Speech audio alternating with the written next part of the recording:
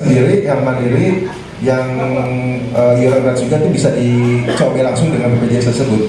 Jadi langsung double cover, termasuk ke Pak Eri ya, BPJS tenaga kerja. Jadi setelah dari jasa 20 juta maksimal, perawatan di atas 20 juta, sisanya bisa di-COB kan atau di cover oleh BPJS tenaga kerja atau jam sostek. Gitu ya. Mungkin sekian, terima kasih Pak.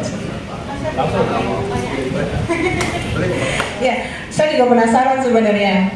Jasara Harja bekerja sama dengan BPJS Kesehatan dan BPJS Tenaga Kerjaan. Jadi kalau sudah sampai di plafon 20 juta Pak Gun, itu baru nanti sisa pengobatan, karena mungkin plafonnya di atas itu akan dialihkan ke BPJS Kesehatan atau ke Tenaga Kerjaan. Seperti itu ya Pak. Mau PBI penerima bantuan itu yang gratis, artinya teman-teman yang tidak membayar atau mereka yang memang bayar, artinya itu bisa saja dengan itu. Adakah persyaratan tertentu Pak, ataukah mungkin dari Jasara Harjanya ataukah dari rumah sakitnya yang akan menentukan, oh ini plafonnya sudah lewat, harus ke kesehatan atau harus ke tenaga kerjaan gitu Pak? Kalau untuk persyaratan khusus sih tidak ada ya, karena kalau misalkan jasa kan cukup lapor polisi. Kalau untuk BPJS Kesehatan, dia sudah harus terdaftar sebagai anggota BPJS Kesehatan, termasuk tenaga kerja juga sudah harus terdaftar sebagai anggota BPJS TK atau jam sostek.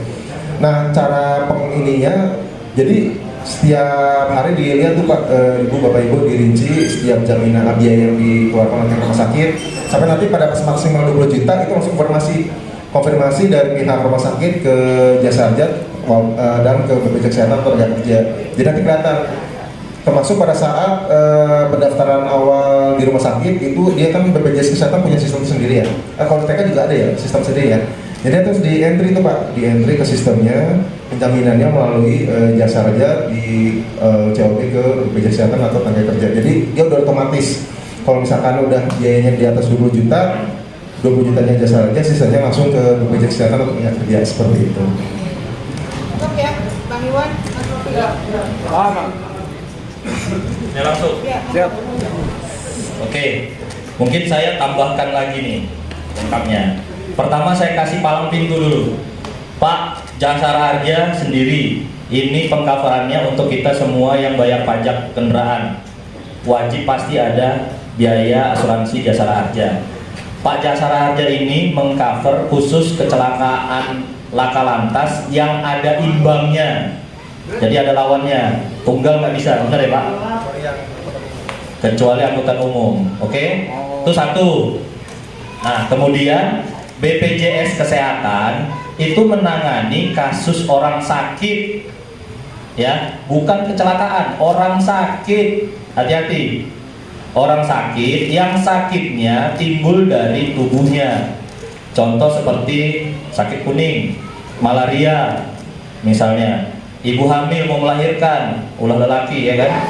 Kemudian kanker misal, usus buntu, demam, pusing, itu sakit yang karena kondisi tubuh. Itu BPJS Kesehatan Pak.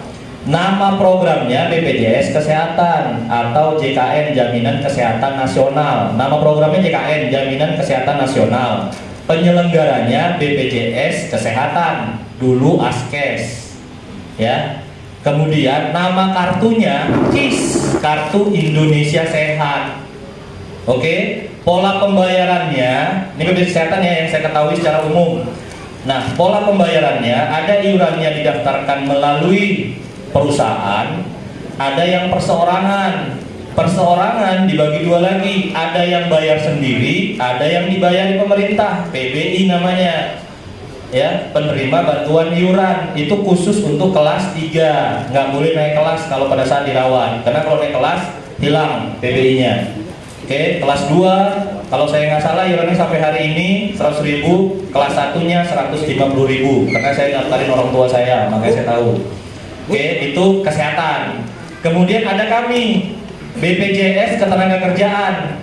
Kami dulu namanya Jam Sostek, Jaminan Kecelakaan Kerja, Jaminan Kematian, Jaminan Hari Tua, Jaminan Pensiun.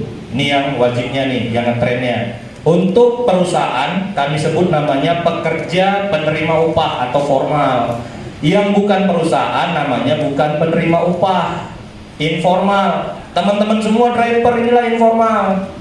Nah, jadi kalau misalnya tadi ada laka lantas, kasusnya apa dulu nih?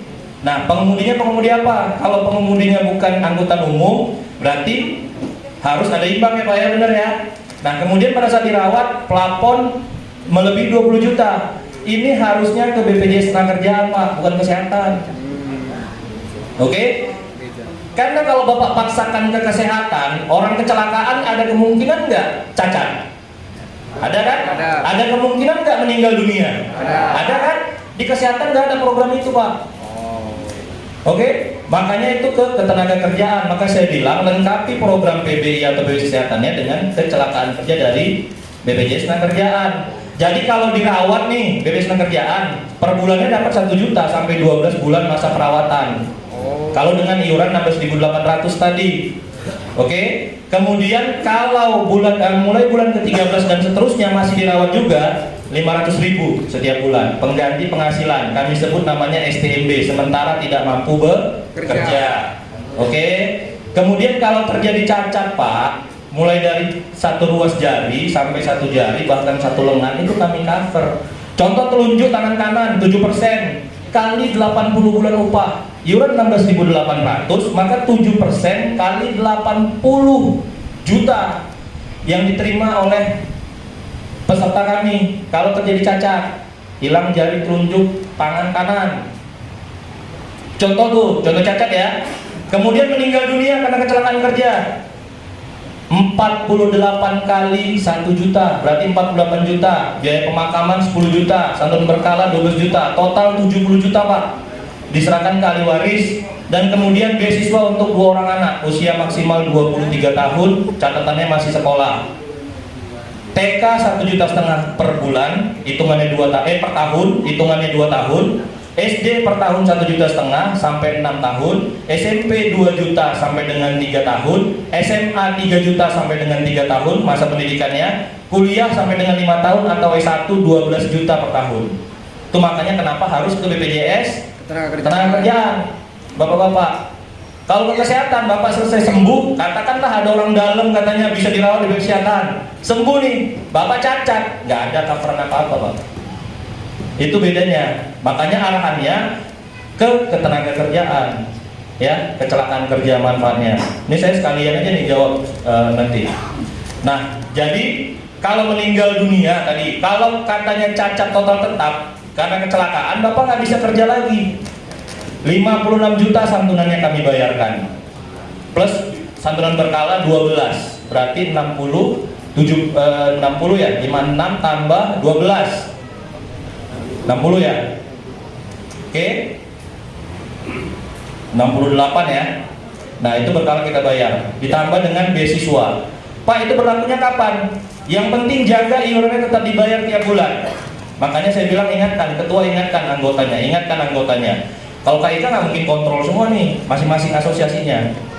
Oke, itu kenapa harus ke sana. Caranya gimana? Nanti di rumah sakit itu kan udah kerjasama juga dengan kita. Langsung Pak. Jadi pengcoveran sisanya dialihkan ke BPJS Tenagakerjaan. Kalau di Jasa Raja sudah ada laka lantas, udah aman berarti dengan BPJS Tenagakerjaan. Berkas pasti sudah lengkap kalau Jasa Harjanya sudah mengcover di awal. Oke. Tapi kalau kecelakaannya tunggal, hubungannya dengan pekerjaan masih Bapak sebagai supir, tiba-tiba kayak masuk ke jurang dengan supirnya ada di dalam tuh.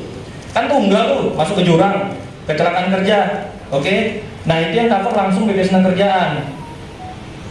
Kalau nggak ada laka lantas, boleh keterangan 2 orang saksi. Dan kalau menurut kita nggak perlu lagi zaman sekarang keterangan 2 orang saksi. Langsung viral soalnya. Di Instagram ada, TikTok ada, paling ya cuma sekedar ini ya, diketahui tantangan, karena beritanya udah ada pasti.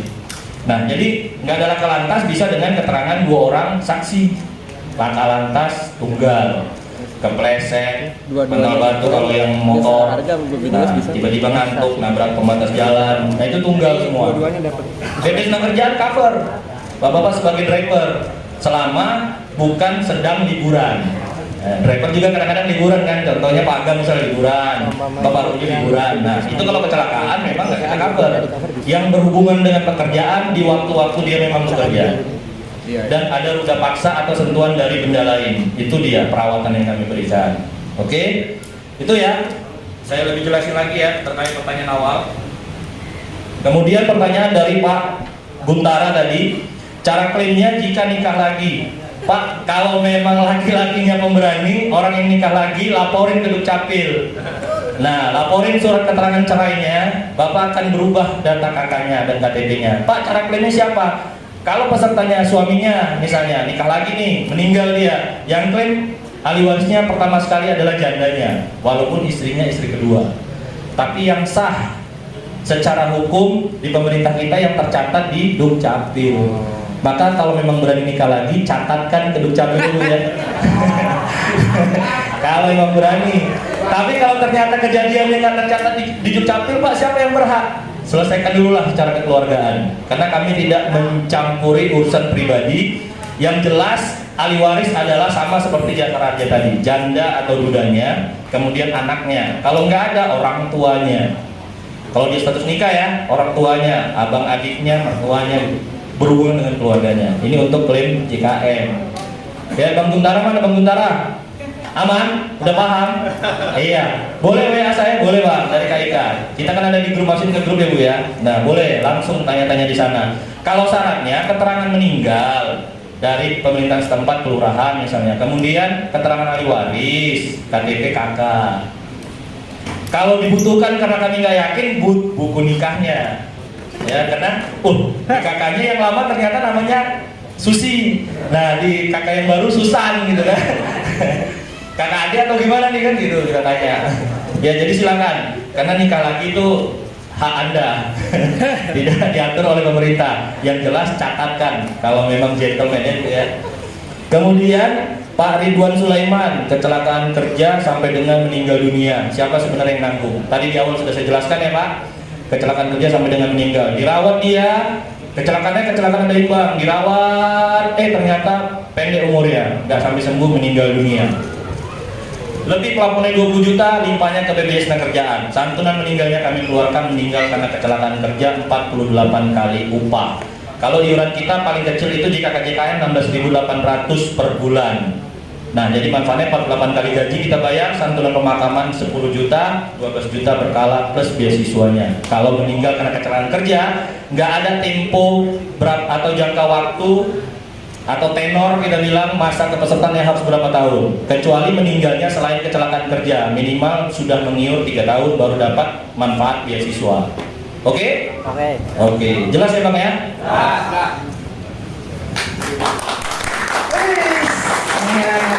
Luar biasa ya teman-teman.